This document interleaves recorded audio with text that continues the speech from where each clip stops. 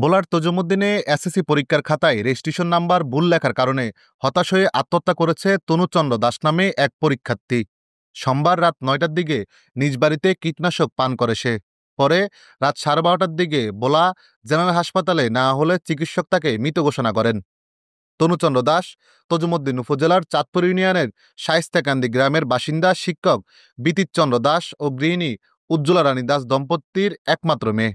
সে তজুমুদ্দিন মহিলা কলেজের বিজ্ঞান বিভাগ থেকে এবারের এসএসসি পরীক্ষার অংশ নিচ্ছিলেন। তনুচন্দ্র দাসের মা জানান, রাত ৯টার দিকে হঠাৎ চিৎকার শুনে তার রুমে গিয়ে দেখা যায় সে পানের বরজে ব্যবহৃত কীটনাশক পান করে চটপট করছে। পরে আমরা তাকে সেখান থেকে তজুমুদ্দিন হসপিটালে নেই। আমি লেখিয়ে না ভুলে লেখিয়ে না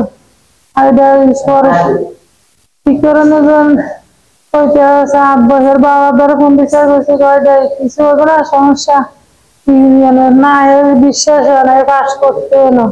এই জন্য কি রাগের মাথা আমি পরে ঘুমাইছিলাম, বলতে পারি না। ইন্টারে পরীক্ষা দিতেছে। আজকে পরীক্ষা দিয়ে আসার পরে রাত্র 9:30টার দিকে অসুস্থ শুনিয়া আমি দৌড়ে আসছি। আমার কাছে ফোন দিয়েছে, দেওয়ার পরে আমাদের তজুমুদ্দিন হাসপাতালে নেওয়ার পরে ওয়াশ করার পরে যে আপনারা বোলা নিয়ে যান, তারপর আমরা বোলা নিয়ে আসি। হাসপাতালের জরুরি বিভাগের কর্মরত চিকিৎসক ডক্টর মোহাম্মদ জুনাইদ হোসেন বলেন, এই তরুণীকে হাসপাতালে আনার পর পরীক্ষা নিরীক্ষা শেষে তাকে মৃত ঘোষণা করা হয়। কীটনাশক পানে তার মৃত্যু হয়েছে। কীটনাশক খেয়ে অসুস্থ হয়ে গিয়েছিল। তারপরে তজুমুদ্দিন উপজেলা স্বাস্থ্য কমপ্লেক্সে স্টোমাক ওয়াশ দেওয়া হয়েছিল, দিয়ে ওনারা প্রাইমারি ম্যানেজমেন্ট করে তারপরে ভোলা সদর হাসপাতালে রেফার করেছেন। বাট ভোলা সদর হাসপাতালে আনার পরে রোগী মৃত পাওয়া গিয়েছে।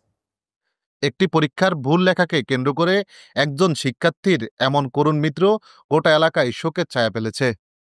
মেহেদী হাসান মামুন, এশিয়ান টেলিভিশন, ভোলা।